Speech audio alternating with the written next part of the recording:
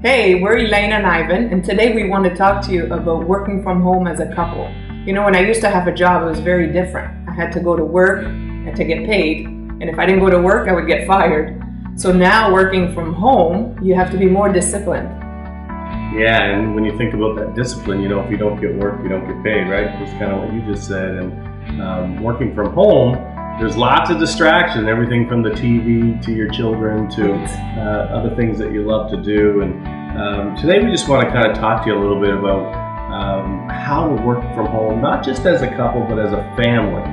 So let's first talk a little bit about the calendar and why we think that's so important. Yeah, for me, the biggest challenge at the beginning was schedule my time. Ivan would always say, well, put in the calendar your hair appointment or the kids' activities, and I always forgot because I never had to do it before. So once I started, everything, you know, it was way better. So you have to schedule your time, you know, your work time, the kids' appointments, if you have a hair appointment, spiritual time.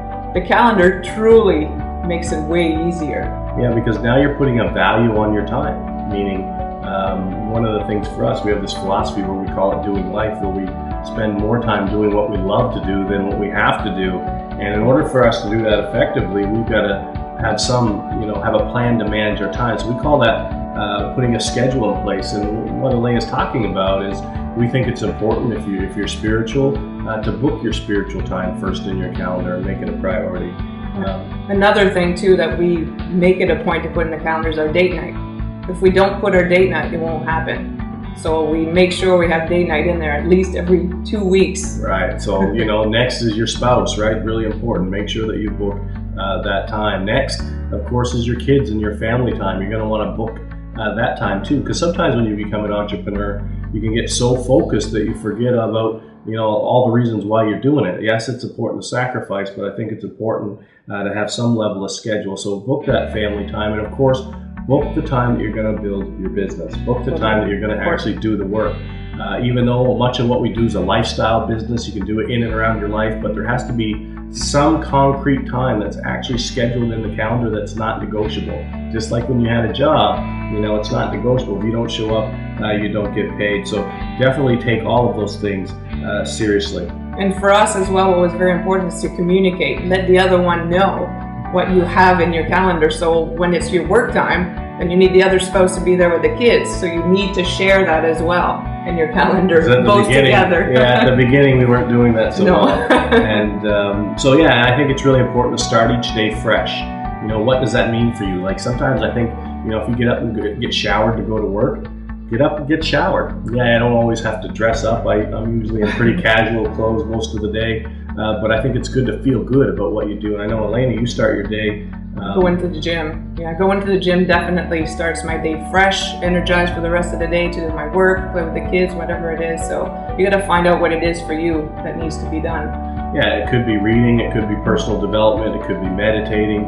Whatever it is for you to start your day and get off on the right foot, I think that's important. And I always encourage people too, once you start to get to the work activity, to do the things that are most uncomfortable for you first, so that you don't procrastinate. Do those things that are most uncomfortable first, and then get on to the things that you love to do over the course of the day. And some days you are able to work around your lifestyle, meaning for us, we could be, when I have family time, I have family time, but that doesn't mean that if I had an important call that was going to take 5 minutes, that I could step out and do that call. See, that's the great benefits of the lifestyle. We don't have to go to an institution every day to do work. I can do a call that takes 5 minutes or 10 minutes here. And the hockey game, soccer game. Yeah, and then driving even. Right, and then get back to what we're doing with the family time. So it's a lifestyle business too. If you understand the value in being able to do this in and around your life, and we're constantly a work in progress. Oh, totally. We're constantly lots of work. Yeah, lots of work, and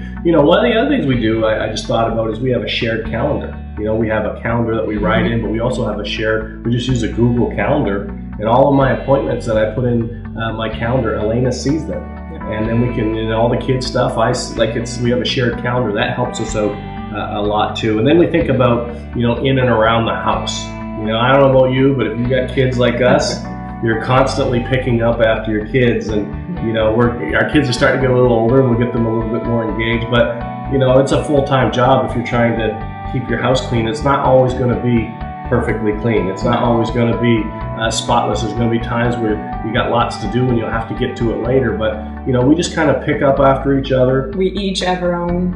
I know I do the dishes and the laundry, and you have. You don't do all the dishes. Oh, come on.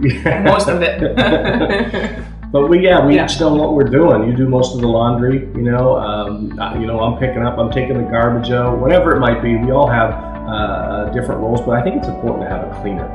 And if that's not in your budget right now, it might be something you want to work towards. So having somebody come in and clean your house, think about how much time that could give you back that you could start putting in to your business. And you feel better too while you're working when it's clean, when somebody's coming to clean the mess that's in your house. Right, and I think about yard work. I love doing yard work. I think we both do. We do. And that's something we kind of pick away at our own. I love mowing the lawn, getting on my John Deere and driving around mowing the lawn. And Elena loves doing weeding and flowers. Garden. But some days we can do that while we're actually doing our business in and around our lives. So, if you need a lawn person, that's not something you love to do. Maybe you if you've got the budget for it, maybe that's something you want to consider again to free up some more time. So as well, a quiet place to work from. That's very important, especially for me. It's hard because the kids always want our attention. So Ivan's got a nice office in the basement, and I found myself working at the kitchen table a lot, but the kids are around, especially in the summertime. So sometimes you just need to go away, maybe a Starbucks, maybe a library, anywhere to just have that time where you can put into your business, do your work, do your calendar. So that's very important to have that quiet time. Yeah, and if you don't yet have a home office, that's cool. I know, Elena, you do a lot of your work right here at the kitchen table. Yeah. We had to clear some stuff off just for this video. We have a solarium outside. I know you go out there a lot of mornings and start your day that way. But not good in the winter. So depending on your lifestyle, you don't have to have a fancy office. As long as you've got a place. I remember when I started in this profession, when I was teaching, I lived in a little one-bedroom place. My bed was in there, my living room was there, my kitchen was there, and that's where I worked from. I did it from that little room. So you start where you are with what you have. So family goals. We'll wrap up with this, I think. Yeah, that's good. I think it's super important to get your kids involved, get your family involved with whatever goals you're working towards.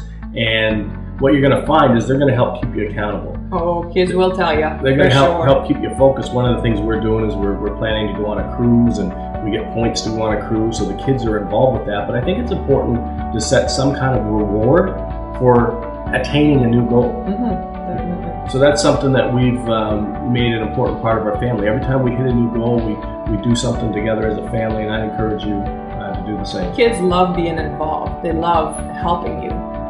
Like right now, our kids are in another room doing something while we're filming this video, and so you got to get your family involved so that they understand what you're working towards and the sacrifices that you all make, so that you can have the lifestyle you really that you're really aspiring to have. So that's it from us. Peruse around the website. Hope you got value today, and we'll see you next time. We are the Do Life family. Take care.